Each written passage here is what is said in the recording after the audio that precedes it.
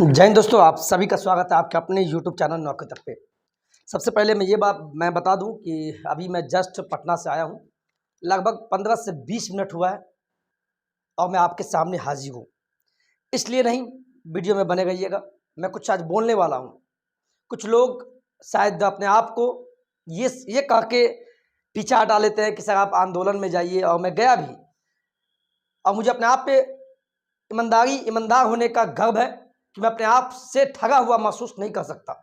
लेकिन मेरे दोस्त, मेरे भाई, बहाली आपको चाहिए और आपके लिए हम प्रयास करते भी रहेंगे, आवाज़ उठाते भी रहेंगे, लेकिन कहीं कहीं पीछे भी हटेंगे।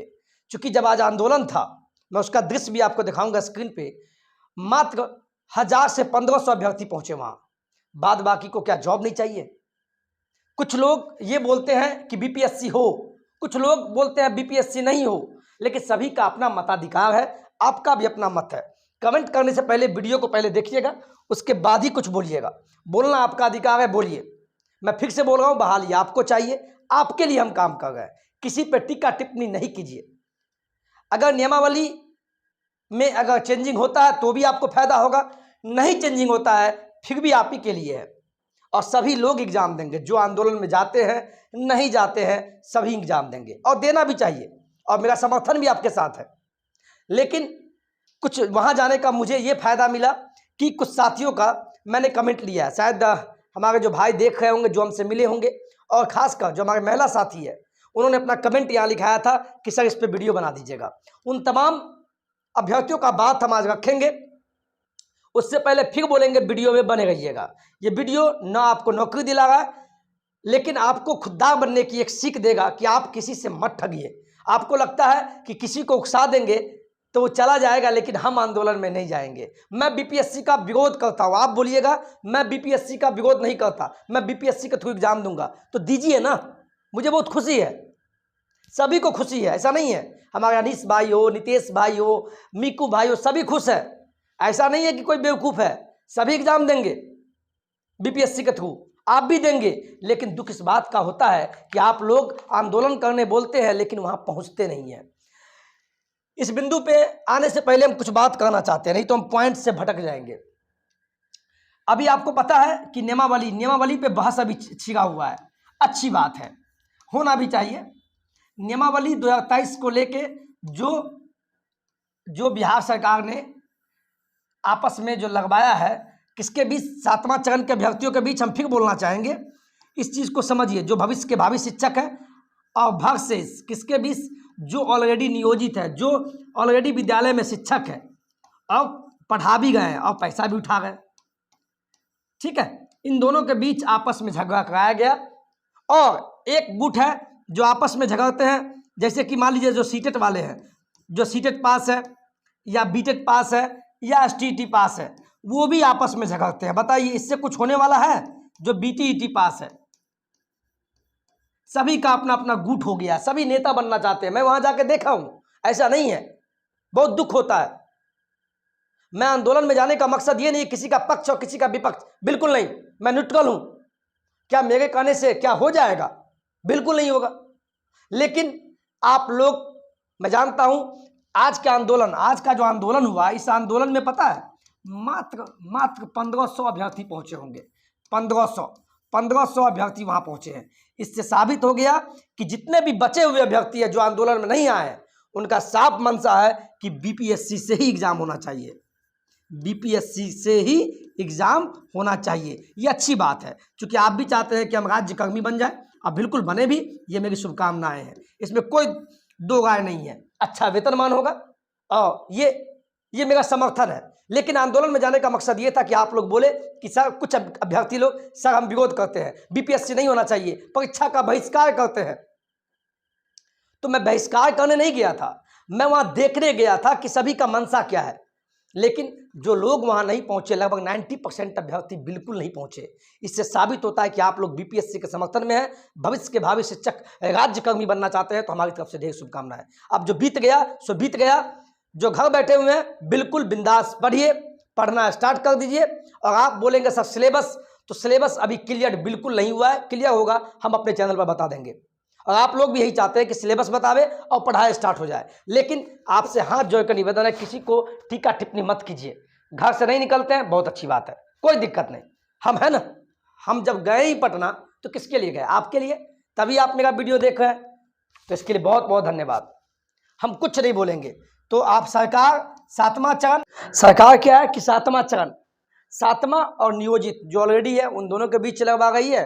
और दूसरे तरफ हम आंदोलन में देखे हैं जो ऑलरेडी पास अभ्यर्थी है वो आपस में ही झगड़ गए, बताइए। और सरकार का आदमी वहां घूम रहा था, मैं सबको देखा हूं, मजिस्ट्रेट का आदमी आया था गुप्तचर, वो सब कुछ नाटक देखा। तो सरकार जान चुकी है कि ये लोग आपस में ही झगड़ते हैं, नियोजित वाले का अलग मांग है। तो इसी बीच में उन्होंने बीपीएससी का पैतरा फेंका और इस जाल में सभी फंस चुके हैं।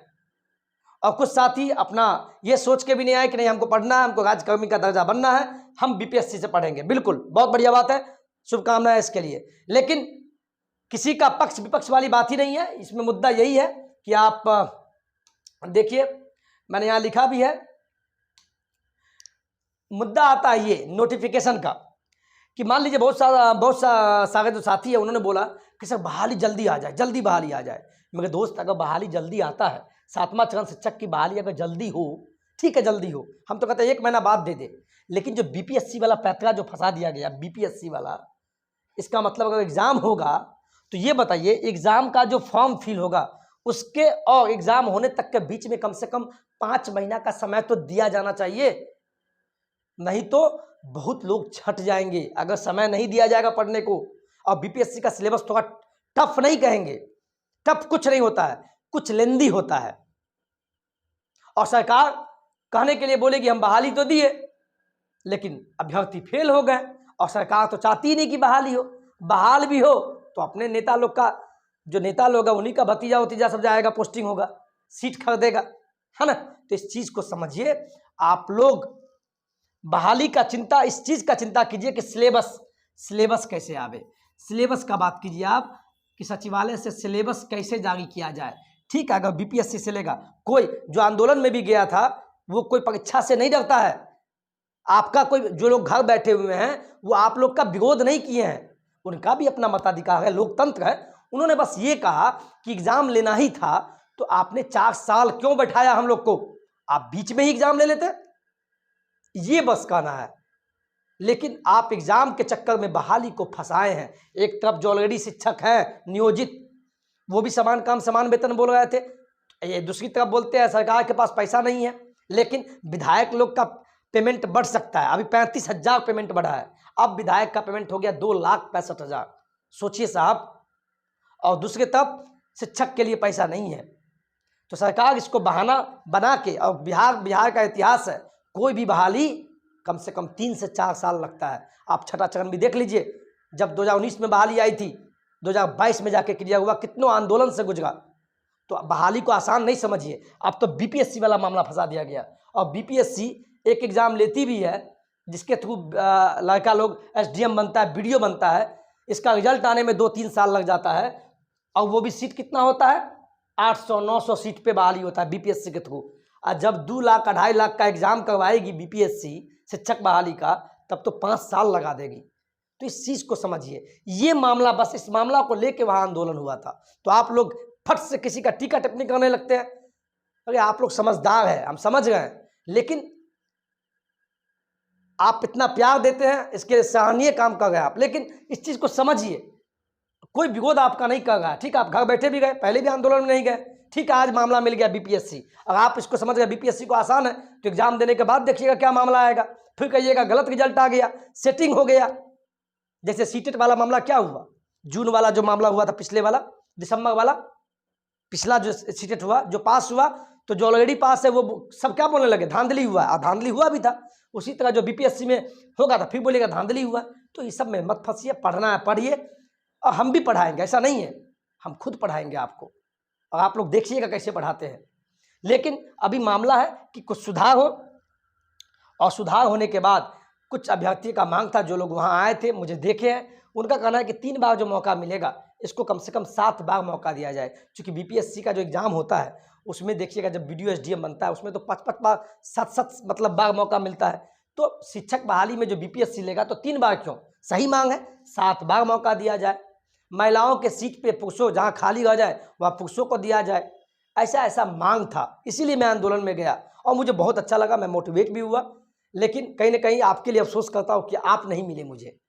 अगर वीडियो में बने होंगे तो इसी को समझ सकते हैं। आपको लगता है कि एक चीज़ तो आप भी सोचते हैं कि फट से